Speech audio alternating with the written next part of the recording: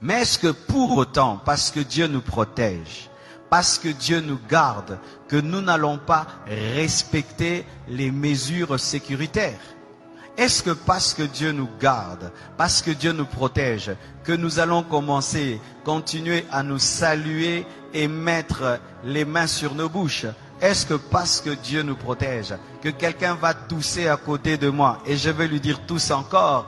Est-ce que parce que Dieu nous protège, que quelqu'un sera enrhumé à côté de moi et plein de fièvre, que je veux lui dire ça ne fait rien? Non. L'équilibre. Je n'ai pas peur de la mort. Je n'ai pas peur de la maladie, mais je ne dois pas tenter Dieu. La Bible dit que vous boirez des breuvages mortels et vous ne mourrez point. Mais est-ce que pour autant tu vas prendre le poison? Si par mes gardes on t'empoisonne, Dieu te protège. Mais si tu sais que le plat est empoisonné, tu ne le prends pas. C'est pourquoi nous devons, malgré que nous sommes des chrétiens, respecter les mesures sécuritaires. On ne se salue plus avec les mains.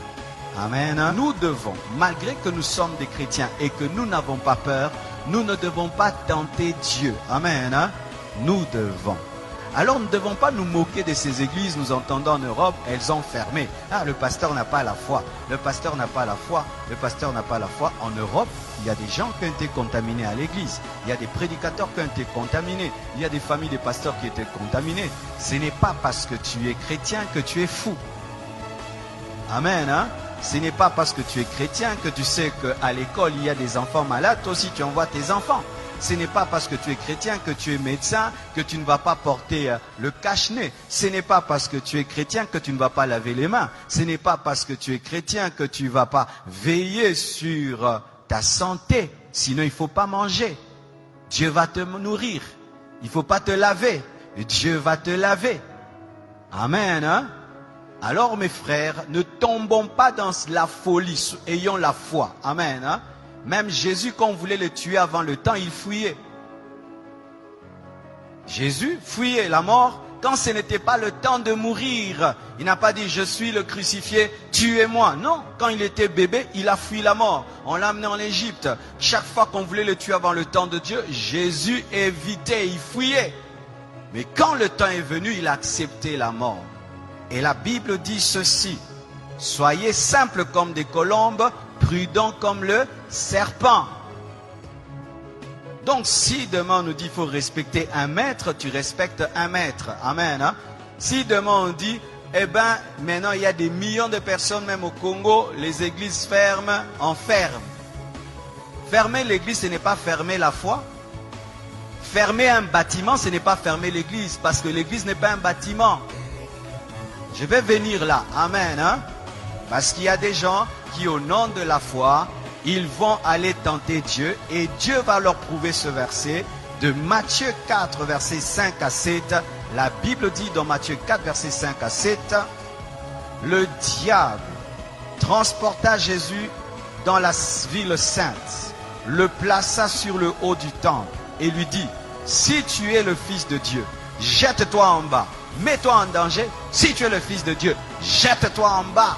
Mets-toi en danger, Dieu te protège, car il est écrit, il donnera des ordres à ses anges à ton sujet, et ils te porteront sur les mains. Il lui présente une promesse de protection.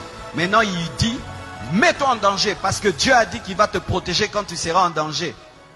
De peur que ton pied ne heurte contre une pierre. Jésus lui a dit quoi? Tu as raison, je vais te prouver que je suis Fils de Dieu, je vais me jeter et les anges vont venir. Il a fait ça.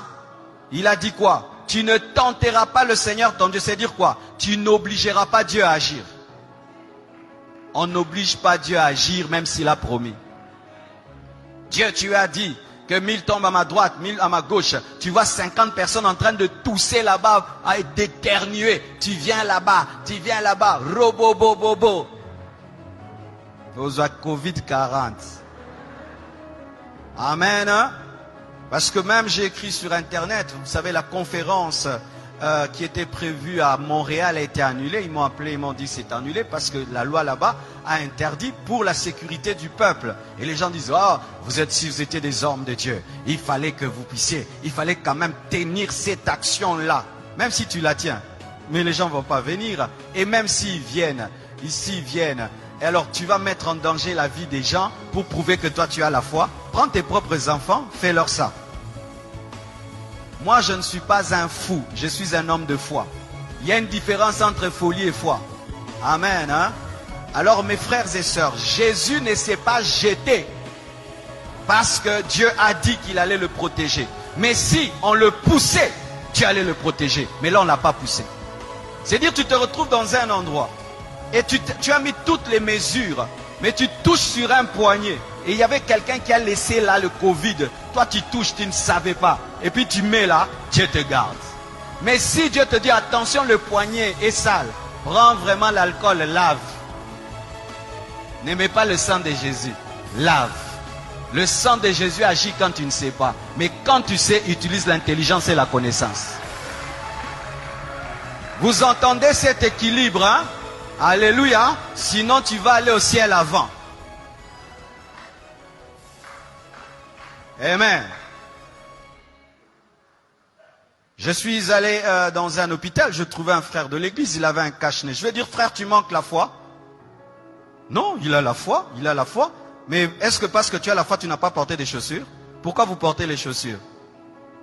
Pas seulement parce que c'est beau, pour ne pas marcher sur le feu, ne pas marcher sur la saleté, ne pas marcher sur des épines, ne pas marcher sur des pierres qui font mal. Mais comme tu es chrétien, marche pieds nus, parce que Dieu va te protéger, tu ne vas pas te blesser. Tu as le zèle de l'évangile. Tu as les chaussures, le zèle de l'évangile. Amen. Hein? Donc, vous ne devez pas tomber dans une fausse foi qui est en soi tenter Dieu. Amen.